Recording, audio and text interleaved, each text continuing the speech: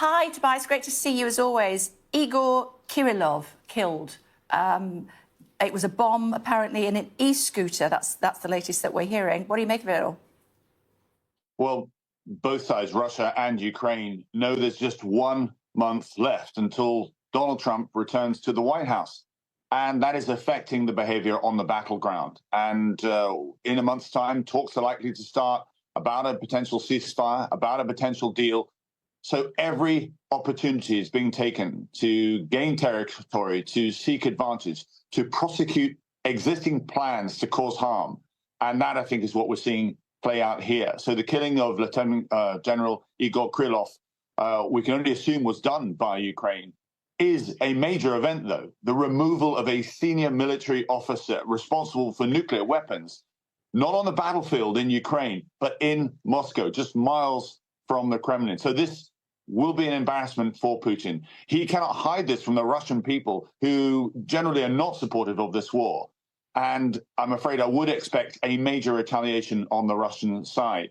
It's interesting why this general was targeted, and it actually affects Britain to some degree, because only yesterday he was charged in Ukraine in absentia for authorizing the use of chemical weapons. And it's those very same use of chemical weapons that Britain has issued sanctions against this general. Russia is a signatory of the Chemical Weapons Convention, and I'm afraid it's the ugly side of battle that a lot of us assumed Russia would venture into if they started losing, or if there was a time pressure against them to gain Czech territory before, as I say, Trump returns to the White House. You'll have Trump. I'm sorry, I missed that. So sorry, Tobias. What impact do you think President Trump will have on the war in Ukraine? I'm afraid him coming in, he's frustrated with the amount of time it's taken to get to where we are. This has been running now for almost 3 years. We, the West, I'm afraid, have not done enough to support Ukraine, and it's ended up with this stalemate. And Trump is coming in, as he did before, saying, I'm not interested in supporting these wars. I want it concluded. And so he's made it very clear he will pull American support for the war in all its forms, whether it be direct military support or indeed otherwise. And that leaves a huge question as to whether Europe, the rest of NATO, can continue on its own, which they can't.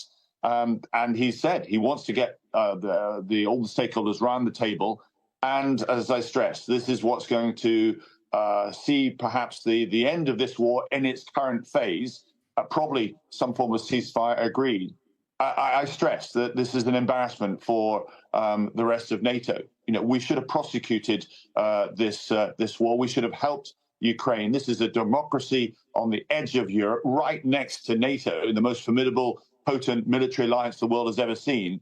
And we weren't able to put this fire out. And that's the consequence here, is what then will Russia do next? Because Russia will simply be given time and space to rearm, regroup, and advance in another part of Eastern Europe, because there's an ideological threat that he now poses to the rest of Europe. And that's the bigger challenge that I'm afraid we're still in denial about. Let me just ask you, while I've got you, Tobias, about this alleged Chinese spy who got right to the heart of the British royal family, diplomats and politicians as well, it would seem. Your thoughts on that? Yeah, I mean, this isn't about, I know it's want to talk of it, see it as a royal story. It's not. It's actually about what China does, an ever assertive, ever aggressive China. And Russia does this as well. It's part of a gray zone war, if you like. Daily cyber attacks, espionage, intellectual property theft, and so forth, the spread of disinformation. This is what both countries are doing from afar to penetrate into our society and seek vulnerable people. I mean, there's big questions why Prince Andrew was stripped perhaps of some of the support for the royal household that could have offered better advice as to who should be allowed near him. I mean, that is a separate question. The bigger question for us is, where else has China been able to achieve this, to push people into deep in our society, in academia, in commercial interests, in other areas of politics and diplomacy? We are absent of a clear strategy on how we should handle this rising China. And until that is clarified, then I'm afraid we'll see this kind of grey zone war continue. A top Russian general in charge of Russia's radiation, chemical and biological protection forces was killed in a blast in Moscow. Ukraine security sources have told AFP that Kiev has claimed responsibility for the killing of Lieutenant General.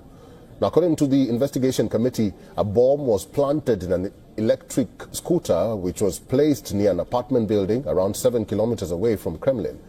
Photographs circulated on social media sites showing a shattered entrance to a building littered with rubble and 2 bodies lying in the snow. Now, investigators and forensic teams are working together at the scene to examine the details of the blast. At first, we thought that cement might have been unloaded or something similar, but the blast was so loud that it did not seem like construction work. It was very scary. This comes days after Ukraine accused Kirillov of using banned chemical weapons to target Kiev. The UK placed sanctions on Kirillov for using riot control agents and multiple reports of the use of toxic choking agents in Ukraine.